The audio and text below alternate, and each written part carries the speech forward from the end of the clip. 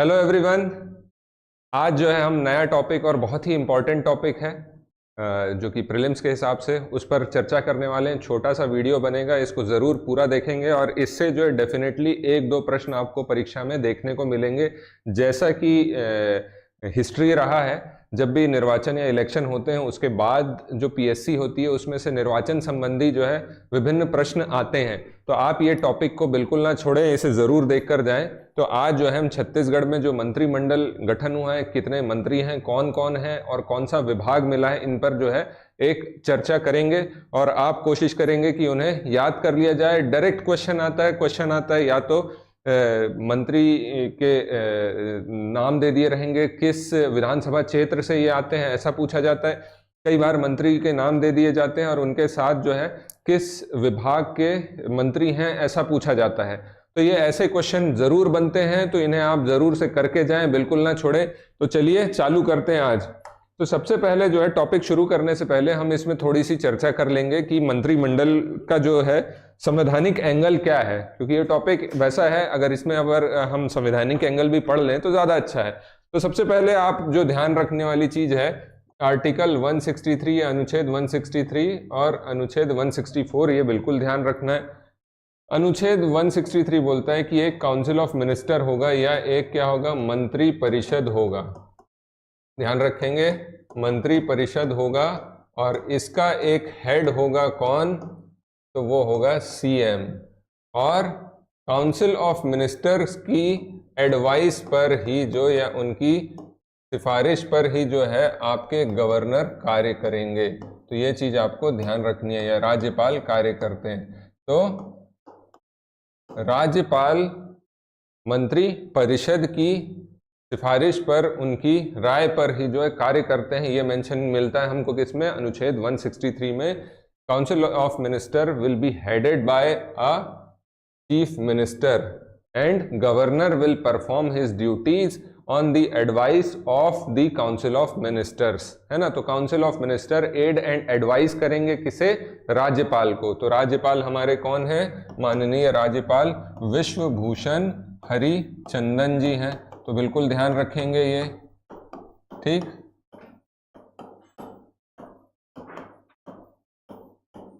ध्यान रखेंगे इनके बारे में, ये हमारे राज्यपाल या गवर्नर हैं। आर्टिकल 164 वहीं पर बात करता है कुछ अलग, जो कि नियुक्ति के बारे में है, या जो अपॉइंटमेंट होगा किसका, मंत्रियों का, किसके द्वारा किया जाएगा, राज्यपाल के द्वारा किया जाएगा। इसके बारे में बात करता है। इसमें दो तीन चीजें जो आपको ध्यान रखनी है कि छत्तीसगढ़, झारखंड, ओडिशा और एमपी, ध्यान रखेंगे ये चार राज्यों के नाम। इन चार राज्यों में एक आपका जनजातीय मंत्री या ट्राइबल मिनिस्टर होगा, इसका भी प्रोविजन किया गया है और इसका उल्लेख हमको मिलता है आर्टिकल 164 में। इसके बाद एक और चीज का उल्लेख मिलता है जिसके बारे में 91st कॉन्स्टिट्यूशनल अमेंडमेंट एक्ट या फिर 91st संविधान संशोधन अधिनियम, जो कि आया था आपका 2003 में। इसमें उल्लेख किया गया है कि जो विधानसभा होगी इसके कुल सदस्य का कम से कम 15% लोग जो हैं क्या बन सकते हैं, काउंसिल ऑफ मिनिस्टर्स या मंत्री परिषद का हिस्सा बन सकते हैं। तो ध्यान रखेंगे कि संविधान संशोधन में ये व्यवस्था की गई कि कुल विधानसभा सीटों के कितने प्रतिशत जो है मंत्री बन सकते हैं, तो 15% मंत्री बन सकते हैं। ये किसमें व्यवस्था की गई थी, तो 91st कॉन्स्टिट्यूशनल अमेंडमेंट एक्ट के द्वारा या 91वें संविधान संशोधन अधिनियम के द्वारा। अब इस व्यवस्था में अगर आप देखेंगे 91st कॉन्स्टिट्यूशनल अमेंडमेंट एक्ट में, तो इसमें एक तो बोल दिया गया है 15% ऑफ टोटल या कुल का। तो भाई छत्तीसगढ़ में 90 सीट हैं, तो 90 का 15% आप अगर निकालोगे तो लगभग अप्रॉक्स आ जाता है कुछ 12.5% प्लस, है ना। तो छत्तीसगढ़ में 13 सीटें अधिकतम हो सकती हैं पूरे किसकी, मंत्री परिषद की, या मंत्रियों की जो है कुल संख्या 13 हो सकती है। इसमें 91 में एक और प्रावधान किया गया है कि यह न्यूनतम 12 रखनी जरूरी है। तो कुल मंत्रियों की संख्या जो है 12 से कम नहीं हो सकती। तो छत्तीसगढ़ में कुल 13 मंत्री होंगे चीफ मिनिस्टर या मुख्यमंत्री को मिला करके, तो ये चीज ध्यान रखना है। इसके अलावा इसमें एक दो प्रावधान और किए गए हैं, जैसे छत्तीसगढ़ में वैसे वर्तमान में कितने मंत्री हैं मुख्यमंत्री को मिला करके, तो कुल 12 मंत्री हैं, ये आपको ध्यान रखना है। इसमें एक और व्यवस्था जो हमको मिलती है ये है कि जो सदस्य होंगे या जो भी मंत्री बनेंगे वो 6 माह तक के बिना विधानसभा की सदस्यता के भी जो है मंत्री बने रह सकते हैं, लेकिन 6 माह के भीतर जो है उनको किसी ना किसी सीट से सदस्य बनना अनिवार्य है, अन्यथा उनका मंत्री पद जो है समाप्त हो जाएगा। तो ध्यान रखेंगे 6 माह तक के बिना सदस्यता के भी मंत्री रह सकते हैं। इसके अलावा कुछ चीजें इसमें और मिलती हैं, इसमें मिलती है कि इसमें आर्टिकल ये 164 में ही पढ़ रहे हैं सारी चीजें, आर्टिकल 164 अनुच्छेद 164 में मिलता है। अनुच्छेद 164 में कुछ और चीजें मिलती हैं, जैसे जो है पूरा का पूरा जो हमारा काउंसिल ऑफ मिनिस्टर है या मंत्री परिषद है, ये सामूहिक रूप से कलेक्टिवली किसके प्रति उत्तरदायी होगा, तो ये होगा विधान सभा के प्रति जो है कलेक्टिवली रिस्पॉन्सिबल होगा, ये ध्यान रखेंगे। ये किस में मिलता है 164 में। और इंडिविजुअल रूप से अगर देखा जाए तो वो गवर्नर के लिए रिस्पॉन्सिबल या उत्तरदायी होंगे, तो ध्यान रखेंगे ये चीज, collectively they are responsible for Vidhan Sabha, सामूहिक रूप से किसके लिए उत्तरदायी है, विधानसभा। इसलिए अगर विधानसभा में बहुमत खो जाती है सरकार तो सरकार गिर जाती है, मतलब जो बहुमत पार्टी है उसका बहुमत अगर समाप्त होता है, कॉन्फिडेंस बिगड़ता है, तो आपका काउंसिल ऑफ मिनिस्टर्स जो है हट जाते हैं, सरकार गिर जाती है। इसीलिए कलेक्टिवली रिस्पॉन्सिबल है किसके लिए, विधानसभा के लिए। तो आर्टिकल 163 164 बिल्कुल ध्यान रखेंगे। चलिए आगे देखते हैं क्या क्या प्रोविजन है। तो जैसे मैंने बताया छत्तीसगढ़ में मंत्रियों की टोटल संख्या 12 है, अभी अधिकतम 13 हो सकती है। तो इसी में कुछ चीजें दी हैं कि ये प्रधानमंत्री हो गया है, ध्यान रखेंगे ये मुख्यमंत्री है ना, मुख्यमंत्री है। तो छत्तीसगढ़ के मुख्यमंत्री, और अगर देखा जाए तो व्यक्तिगत तौर पर ये चौथे मुख्यमंत्री होंगे। पहले श्री अजीत जोगी जी, दूसरे श्री रमन सिंह जी, तीसरे श्री भूपेश बघेल जी और चौथे नंबर पर हैं श्री विष्णुदेव साय जी। और अगर ऐसा बोला जाए कि विधानसभा के आधार पर कितने हो गए, तो ये 6th नंबर के हमारे सीएम होंगे। ठीक, तो ध्यान रखेंगे कहां से हैं, तो कुनकुरी जशपुर से जो है ये जीत कर आए हैं। और 13वें नंबर का जो है ये विधानसभा सीट का क्रमांक है, नंबर है, ध्यान रखेंगे, ये बिल्कुल ध्यान रखेंगे सारे, इससे कोई ना कोई क्वेश्चन जरूर बनेंगे।